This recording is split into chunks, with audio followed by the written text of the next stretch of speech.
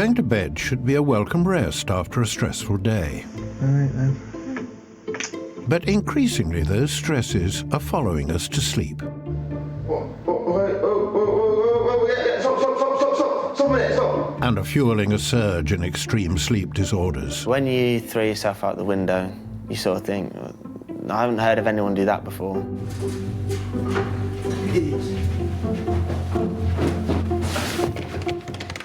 I've never thought Tom would see old bones. I've always had a sort of like an inner sense that, you know, something would happen to him. But it doesn't just affect the sufferers. There was one night I woke up while I was having sex. With the double-dip recession biting and people fearing for their jobs, sleep clinics have never been busier.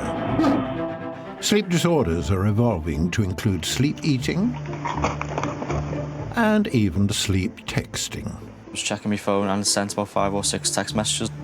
Got no memory of doing that whatsoever. But with so little known about these disorders, can those affected ever be helped? No. Do have it in the back of my mind where I'm thinking, am I going to actually harm my wife Vicky during the nights? Please don't.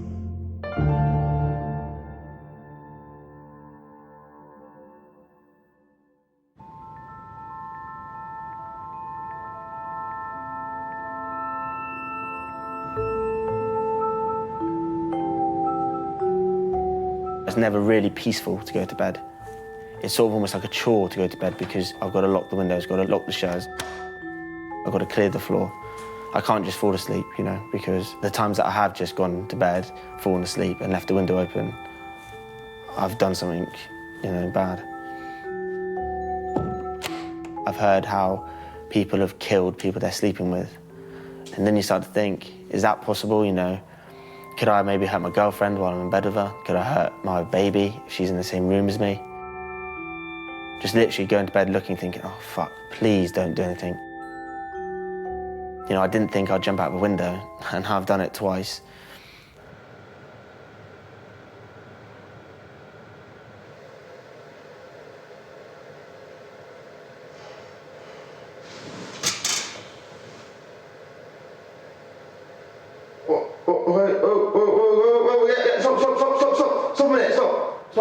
Stop a minute, stop playing, stop, Paul. Stop, wait, stop what you're doing, mate, stop. Lift your foot a minute.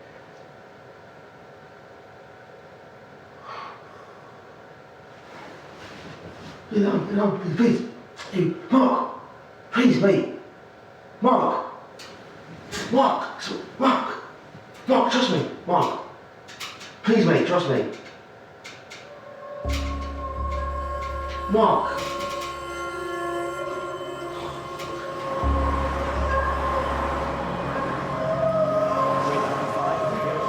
Control, drive. Nice tempo. 23-year-old Tom Burbeck has suffered from night terrors for most of his life, with the worst episodes coinciding with the most stressful periods. When the GCSEs started, that was the first time when he came down the stairs. His A-levels, the time when he came off the roof, it was towards his end of university exams and stuff. In February of this year, Tom was living in Bristol studying for his final university exams. It was a normal weekend, it was a quiet Sunday night. I went to bed at about 11 o'clock, I think it was. I was living in an attic conversion, and it was at the very, very top, and it had 2 Velux windows. One was locked and one wasn't, and the one that wasn't locked was inside a bathroom. The next thing I remember was me basically landing on the floor, landing on concrete, landing on a patio. Tom had fallen 30 feet. What they think have happened is I've opened the window and jumped out and rolled off the roof and hit the floor. Tom's mum got the phone call from her husband that she'd been dreading. He said he's jumped off the roof of a building, and I just said, oh my God. I really thought that, that it was really bad news. That was the only thing I could think of. I did tell you I'd spoken to him, and he said he wasn't No, I know you did, but He was that talking initial not, conversation was how it was, and I said, "What's happened to him?" And you said, "Well, I've spoken to him, and he's okay." It was either the shock or the pain or the cold, probably a mix of all 3 or 4 things that woke me up. I knew I was bleeding, there was blood all on the floor and there was blood all over me. But I just wanted to get in the house. I think I was more sort of not embarrassed, but I felt vulnerable at the time because I was in my boxer shorts outside, covered in blood, and I just thought, oh, Christ, you know, I need to get inside. That was the worst time by far, absolutely. Because he was on his own. I want to cry in a minute.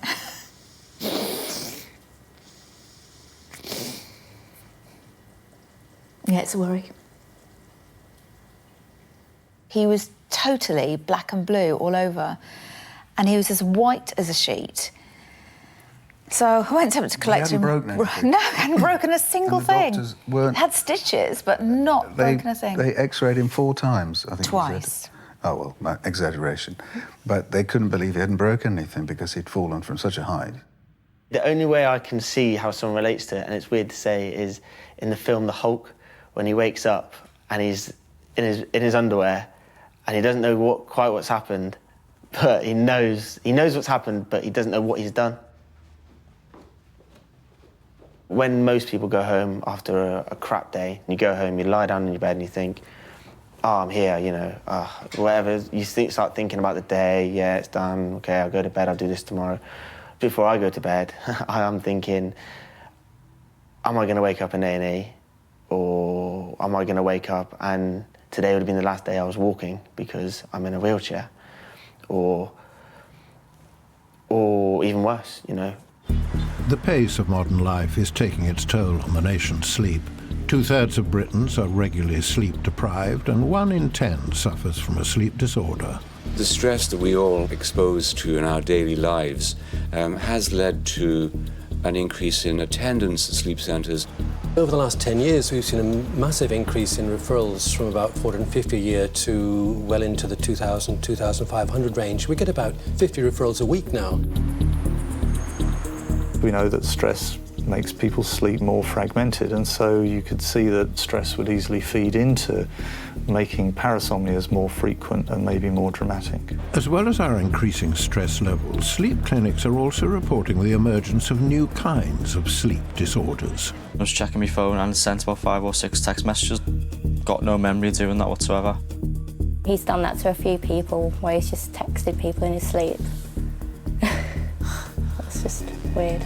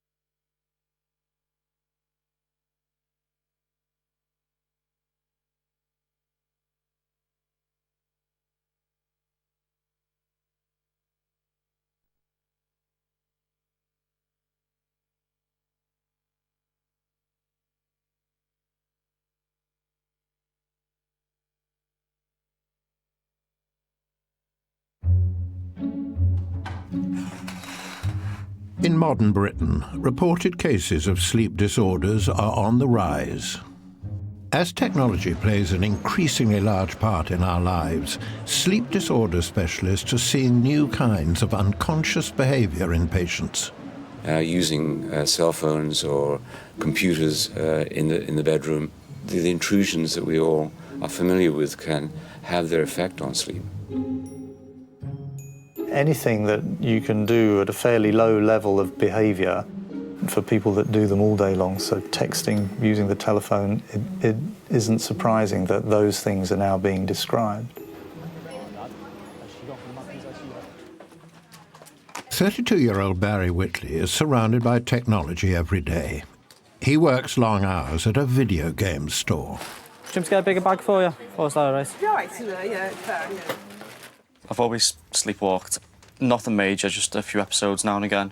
And then I've moved to this place, and it's kind of out of control now. It was at least once a week, twice a week sometimes. For almost all of his life, Barry lived in the house where he grew up, but he's recently moved in with John and Natasha.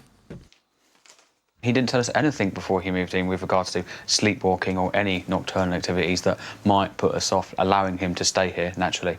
He did once he moved in. He said he has been known to sleepwalk, but we didn't really see anything like the first couple of weeks. So I just thought, oh, maybe it was just he used to do it and it's something that doesn't really happen anymore.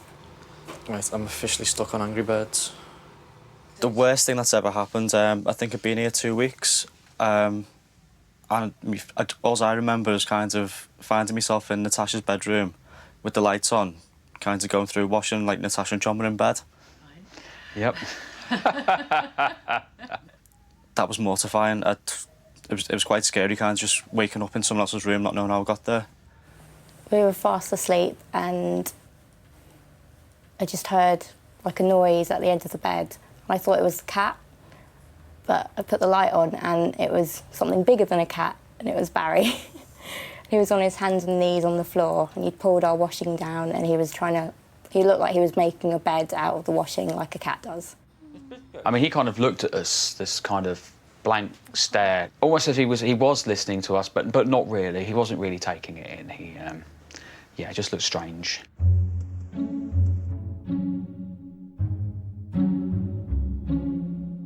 But Barry doesn't just sleepwalk. He also sleep texts. After I'd initially been woke up, I kind of went back to bed, went straight back to sleep as far as I was aware. The next morning I was checking my phone and sent about 5 or 6 text messages apologising. I've got no memory of doing that whatsoever.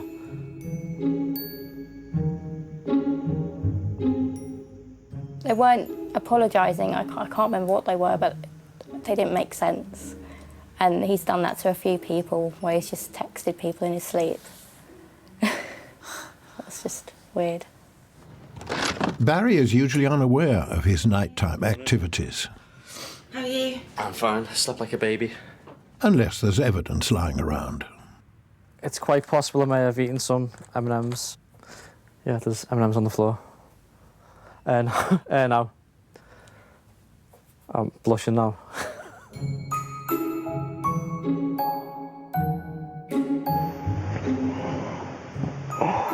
If there's food in the bedroom, I will kind of just eat it in my sleep.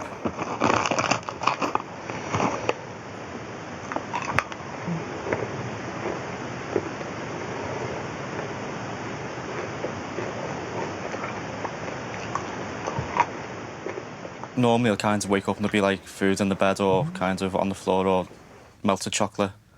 And I think that's an accident, but it's actually chocolate. At the end of the week, he'll just bring all round the empty boxes and packaging and stick it in the recycling, and that's all the evidence we see. And we often do wonder how he managed to eat all that food or crap as it is in such a small amount of time. But obviously he's doubling up because he's eating it in his sleep as well.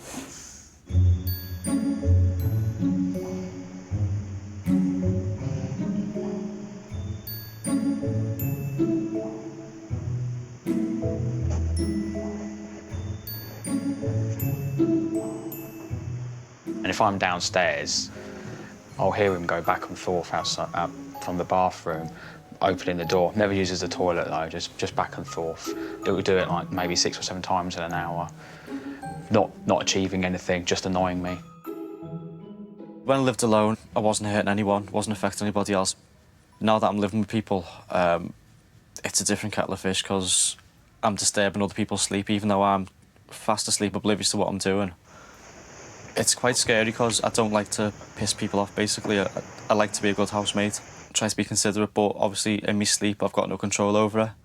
While Barry's sleep disorder doesn't pose a threat to anyone, some parasomnias can have tragic consequences.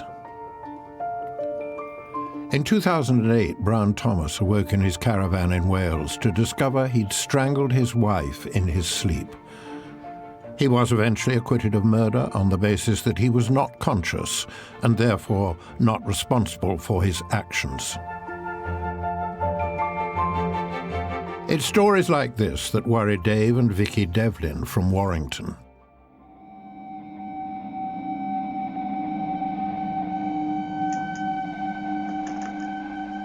Where people are usually looking forward to going to bed after a long day at work, for me there's more apprehension to going to bed because I'm kind of worried about what I'm going to do during the night.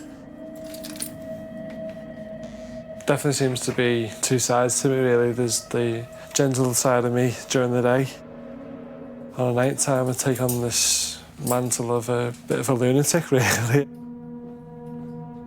Some of the time he's just talking, and then the other times, the more severe times, are when he starts shouting, screaming, sometimes lashes out with his arms and legs, and you know, that can be quite scary, and at times I have kind of been brought to tears with the fear, really.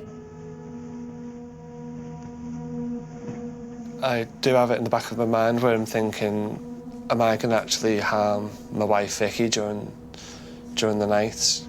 All right then.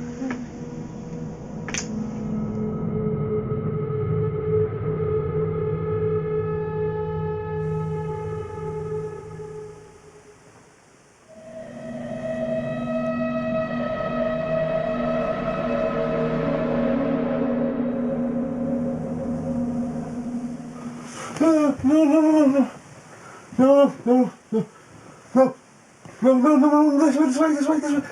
this way, hey, I've got a child for you. It's only you. Only you.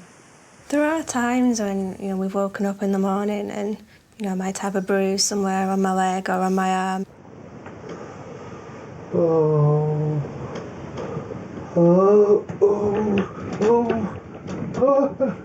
please no. Please, no.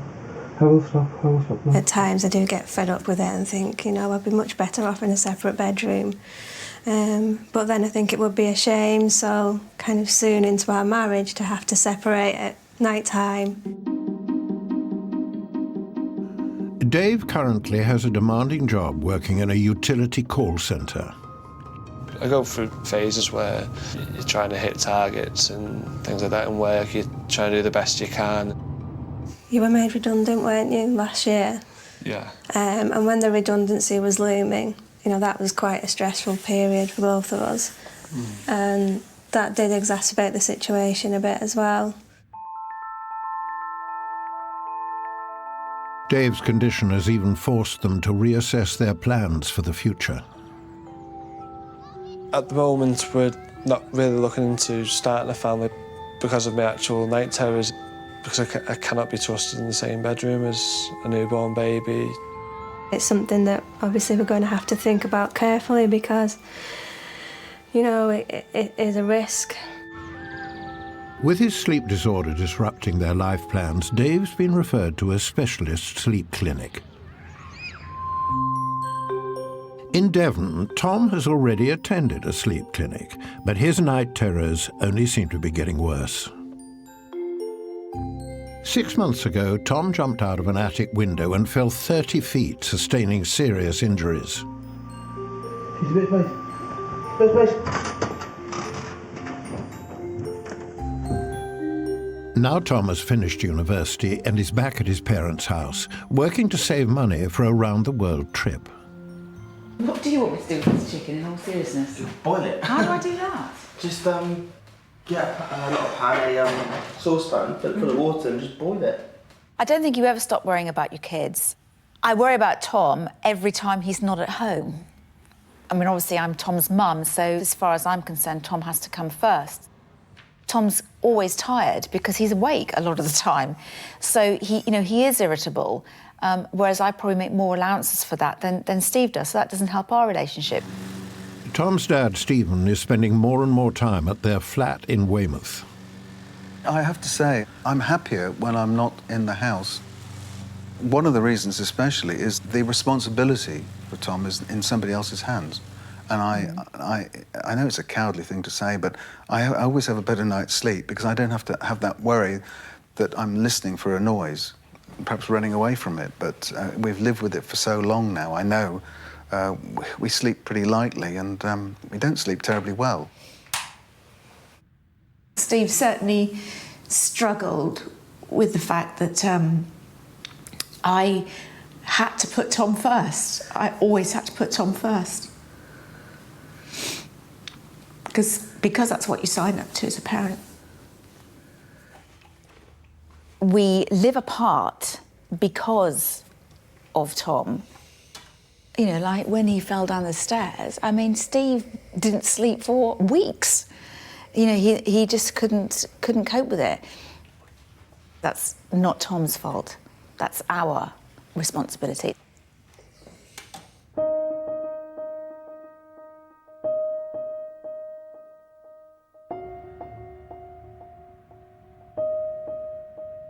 My greatest fear is that one day I'm going to get a call and they're going to say that Tom has had this accident and he's no longer with us. And I know it sounds strange, but I've never thought Tom would see old bones. He's a big lad now, and just holding on to him is hard enough when he's in that state. I've tried a few times, and he's slipped through my hands, and he's launched himself down the stairs and head hitting the banisters, the wall. You think, oh, how's he going to survive that? So you're just waiting for the next time.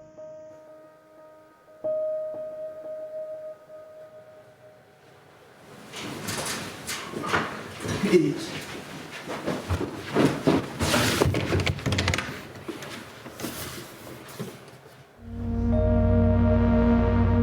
Tom first attended the sleep clinic at St Thomas's 3 years ago.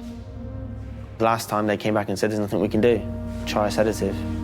Gave me a sedative, it didn't work, and so we never went back. The specialists at St Thomas's want to study him again to make sure they haven't missed something. I'm going to be measuring your head because you're going to have an awful lot of wires glued on. Okay, now I'd like you to make some nice loud snoring noises for me, please.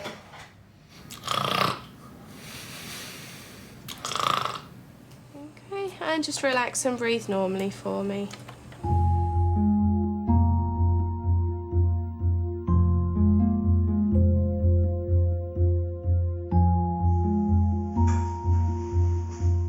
It needs to be sorted. We need to find a cure for it, and I just hope that someone somewhere is going to find some way of getting at that wiring problem in his brain, because I think that's what it's all about.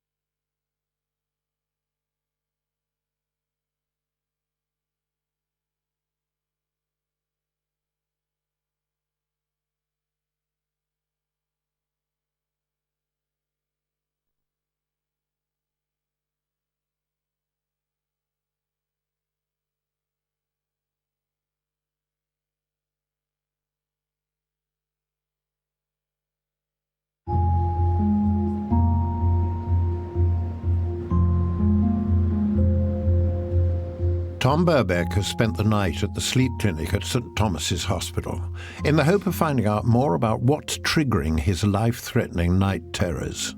Well, we've looked at the video from last night and the sleep study from last night, and it looks very typical of sleepwalking. One of the things we did notice before we talk about medication was mobile phone was on the bed, and we know that in some patients things like texts or the mobile phone ringing can act as a trigger to sleepwalking, so it might be worth having that out of your bedroom.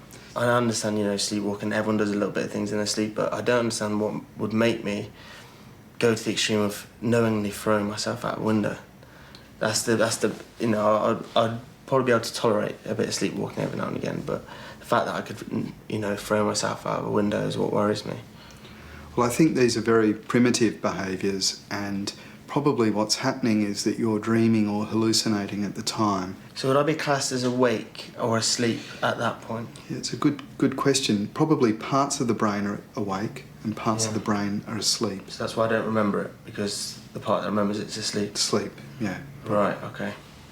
There's a drug called trimipramine, and in combination with a low dose of the clonazepam that you've had before. We use it for depression, but for sleepwalking, the dose that seemed to work was about a quarter of the dose. It's not ideal, but it's sort of a compromise in a way that I'm not going to be sedated like an animal, was what I was worried about.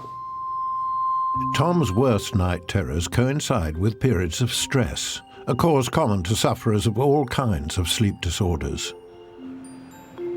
22-year-old Christian Prince works long shifts in a busy restaurant. Normally I do only about 45 hours, but I've been doing that sort of 50 plus 55 hours recently. To make ends meet, Christian's partner Jade also works full-time. Daddy.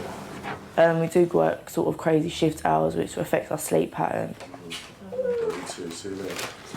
We also have a 10-month-old baby, so we don't have a very good sleep pattern. So obviously that does affect a lot about your body, your health, how your body runs. See you later. Bye. When I was young, around 8 to 10 sort of ages, I used to sleepwalk a lot. And then as I got older, over the past few years, I sort of realised after looking it up, I've developed sexsomnia. So I started having sex in my sleep. A few times, Jade would mention something about having sex the previous night, but I would be like, what are you talking about? I had a night's sleep last night. I don't know what you're talking about. And then there was one night I woke up while I was having sex. So I finished off, and then afterwards I said to Jade, I wasn't awake in the beginning. It was confusing. It was a weird experience, but then obviously we sort of understood why she kept saying we was having sex, and I didn't think we were.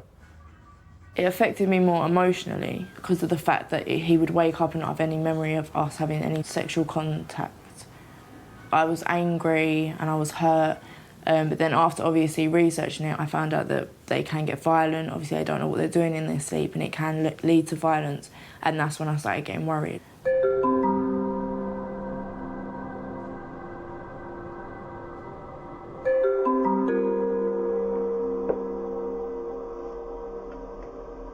I'm too sort of afraid to stop him because I don't know what he's capable of doing whilst he's asleep.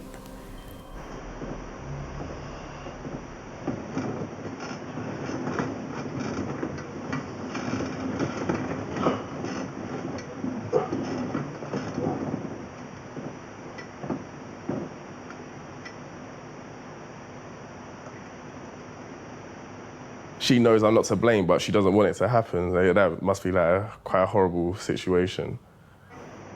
Not being in control, I don't know what I could do. I don't know what I could say. I don't want to rape my girlfriend.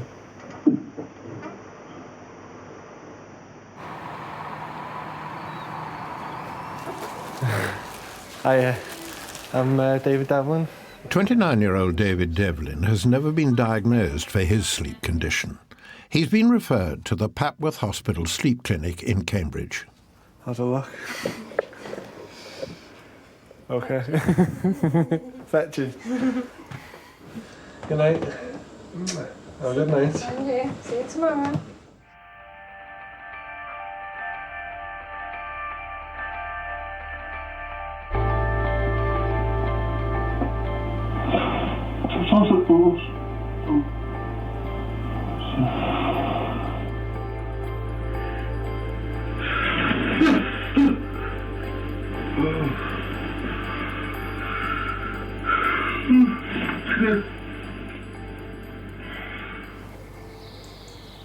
We studied you last night, and what happens with you is you wake up very suddenly from deep sleep, and you sort of half your brain wakes up and half your brain doesn't, if that makes sense, because you've had this sudden waking up from very deep sleep.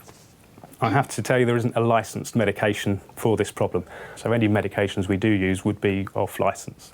Does that sound like something you'd like to try? Yeah, definitely. Definitely. Okay. I'm willing to try anything really, just to put an end to it. Okay. Hopefully, yeah.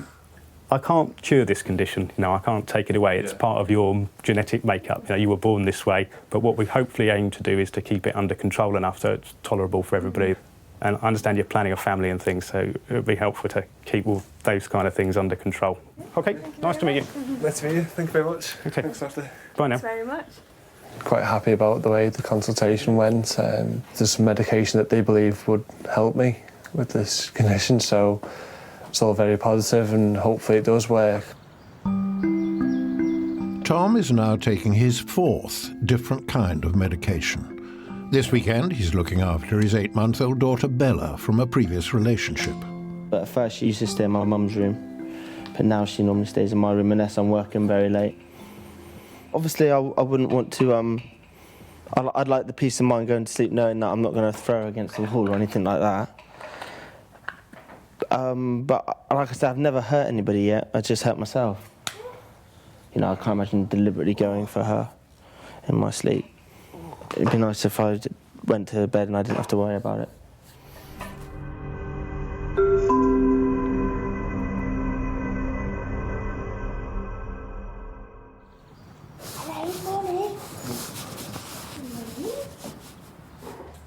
When did she wake up? About half an hour ago, I think. Oh, good girl, take that out your mouth. Good girl. Did you sleep okay? Yep. Good. Don't think anything happened. Since Tom's had the night vision cameras in his room, it's starting to become clear to his family just how frequent his night terrors really are. Help! Oh, fuck off. Oh, fuck off. That's weird. Fuck off. Fuck off. Oh. Oh. Oh. Fuck off. Still can't believe that it happens as much as it does. Even with the baby there, I wondered if perhaps that might calm him down, because he had that responsibility of having somebody else there, but it doesn't seem to have any bearing. I'm stuck really because I think I haven't done anything, but in the morning I clearly have, so I don't really know. I just...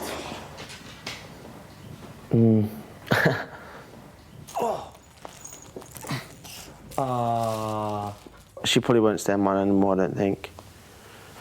I don't think it's really worth the risk. If something was to happen, I wouldn't be able to forgive myself. I didn't realise how much it affected him.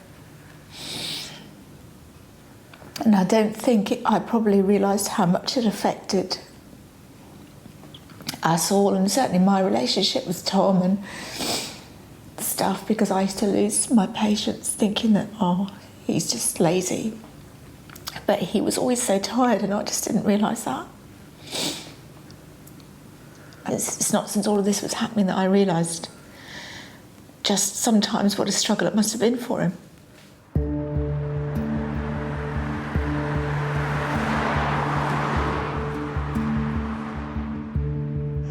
Christian's sleep disorder, sexsomnia, has only recently been recognised as a medical condition.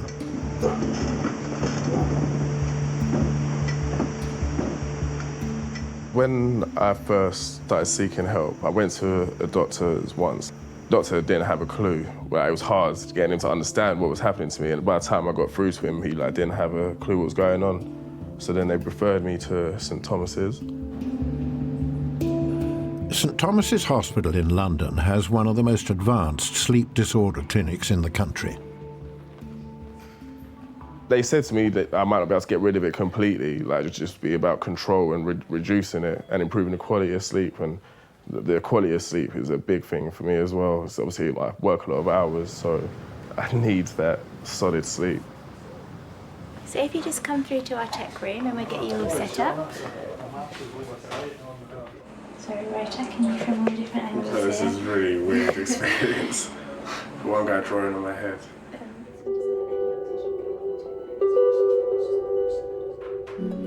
I'm quite anxious to sort of just get it done with and get the results. I just want the control back myself. I want to be able to go to bed and know that I'm not going to try to have sex with Jade or, you know, even that go to a party and get drunk, people fall asleep. I don't want to fall asleep at a party and just get told the next day I tried to rape someone or have sex with someone.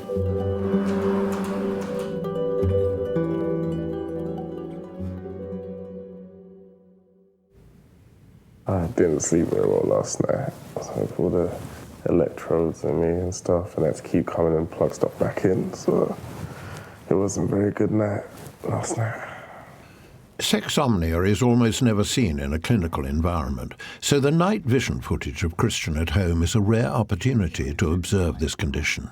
Okay, so this is some footage of the patient that's being recorded in his own home, sleeping in bed with his partner. With a mobile next to them just to wake them up at night. Yes, that's bad sleep hygiene, isn't it?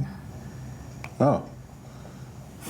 And he's having some sexual gyrations, so the arousal has sort of led to his some certainly behaviour. simulation of sex. And his eyes were closed through all of that, suggesting that he is still asleep. He's asleep. That's amazing. Bottom lines from the sleep study is that we don't have anything more specific to deal with.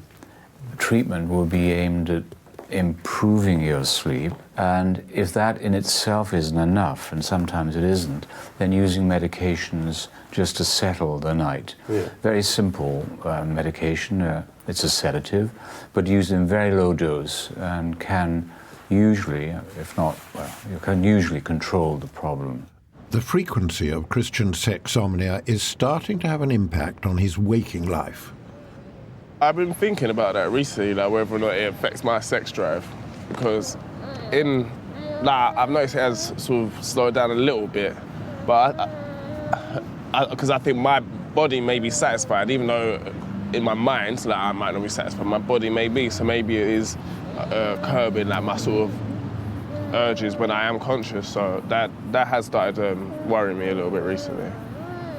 If, for example, I couldn't sort of get myself in the mood, then, you know, that would have an adverse effect on Jade, because she's not really tend to benefit from it when I'm in my sleep, so I think that would make things quite bad.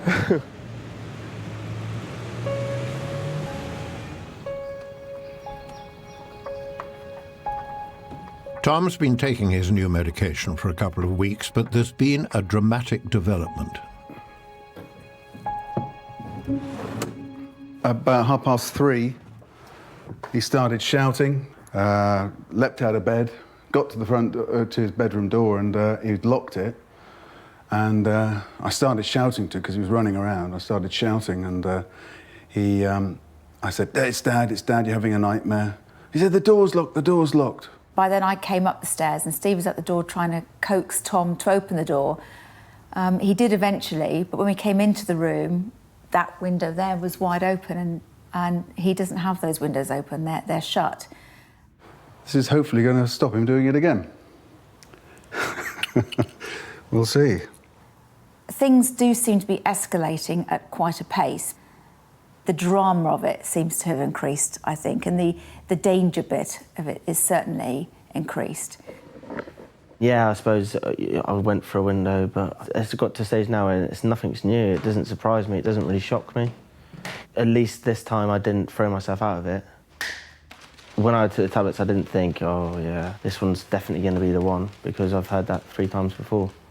It's like the 4th different type of drug I've taken, and it hasn't made one iota of a difference. Hasn't slowed it down, hasn't done anything, in my opinion, to help it.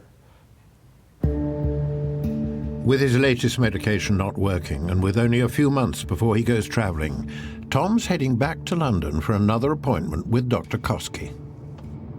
I'm probably not going to come back up to London again after today to see a doctor, because I'm not driving 8 hours return to get told, sorry, that hasn't worked, here's a prescription for another one. I absolutely can see where Tom is coming from, but, you know, he does have Bella. She does stay overnight, and there's going to come a time when I'm not always going to be around to have her, to be there as well. But it's the implications with if we don't get it sorted, like you're travelling, like Bella, and any other children that you may have.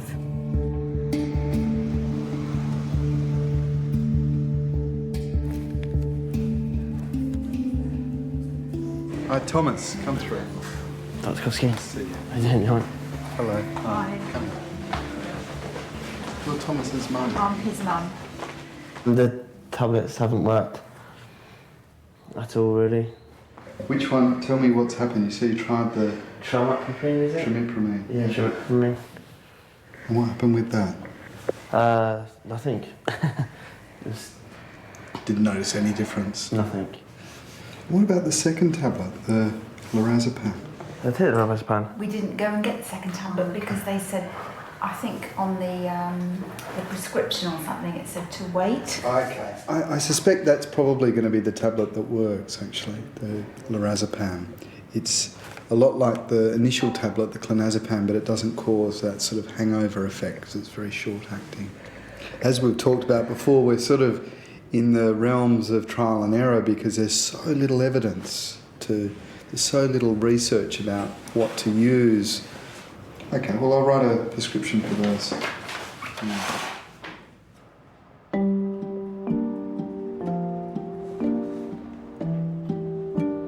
When I go to see Dr. Koski, I'm never ever fully expecting him to say, oh, you know, we should be doing this and it should be done, because he's never got that attitude either. The doctor's never ever looking at me as if to say, we can cure this. The first thing they say to me is, have you tried this? Yeah, okay, well, you've been on this sedative, well, we'll have to try you on this sedative. And they've never told me that there's a cure, so I'm not expecting a cure. Cheers, thanks, Dr. I'll Koski. make the appointment in place. Thank you. I'll ring you at that time. I want to be able to put this behind me and not have to worry about stuff like that. I want to be able to go to bed with my girlfriend fine, have my daughter in my bedroom and not have to worry about it, but I can't see that happening. I can't see any way out of it at the moment.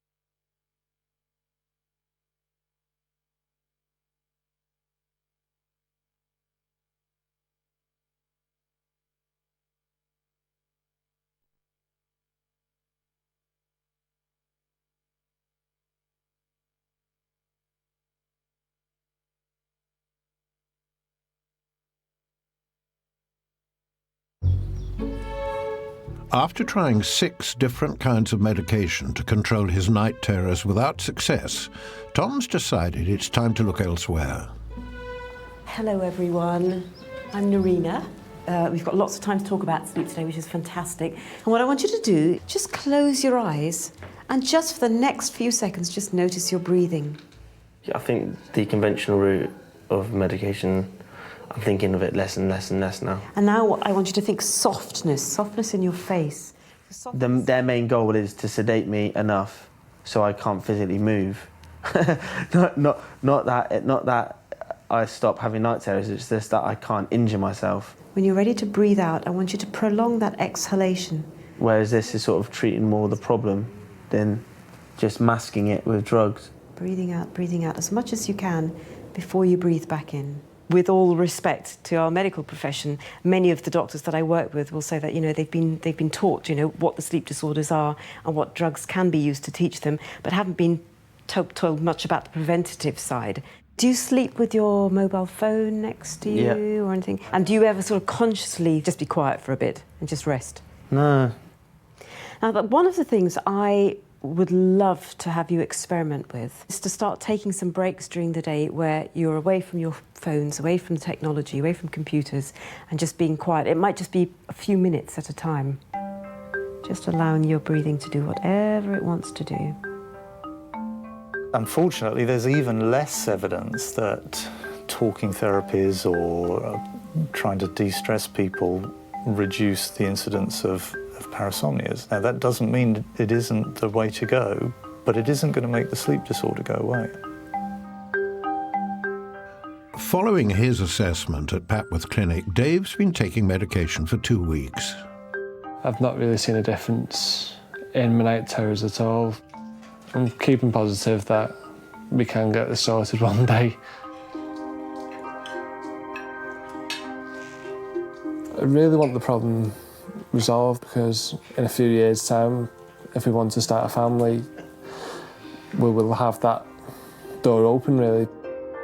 Everybody's got things and secrets that they live with, and I think it's just one of those things that I have to accept as part of them, really.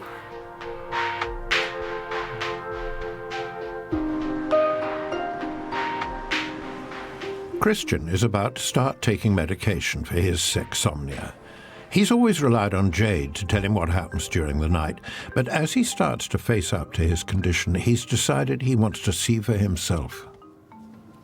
I don't know what to expect. I have like sort of a weird warped view of it just from what Jade's told me, and sort of my weird imagination as well created a different image, but yeah, hopefully it's not as bad as I sort of think it is.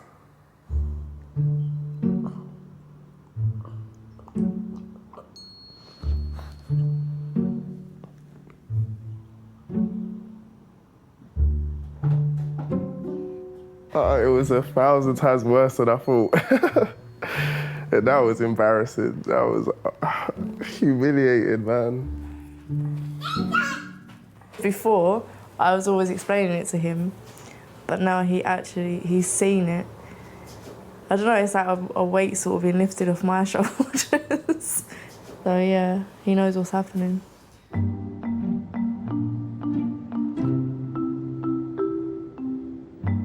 Christian's been taking his medication for the past 5 days, and there are some encouraging developments. Since he's been on this medication, his sex drive when he's awake has become a lot higher, and yeah. I'm a very nurturing lover, shall I say. Encouraged by Dr. Ramla Khan, Tom has embraced alternative therapies as a way of coping with his parasomnia, and it seems to be working. I think it's actually a relief, really, that I don't have to take the medication. Because I was always worrying, oh, I know what they're going to do, you know, they're going to medicate me. I'll be one of those medicated kids from America. And I'd always think, you know, oh, that's what they want. You know, that's what the men in the suits want.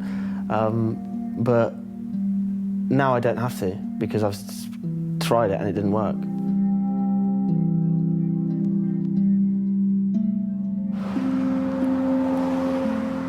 Should we go down to the beach? Yeah.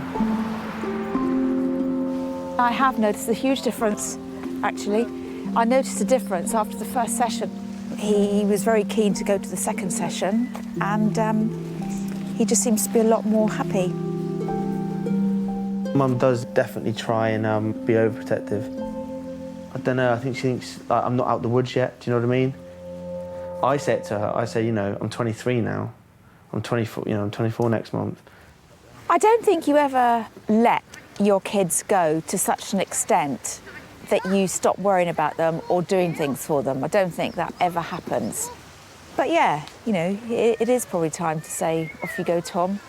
And I won't, whereas perhaps in the past, I have been more proactive in saying, is there anything I can do? Is there whatever?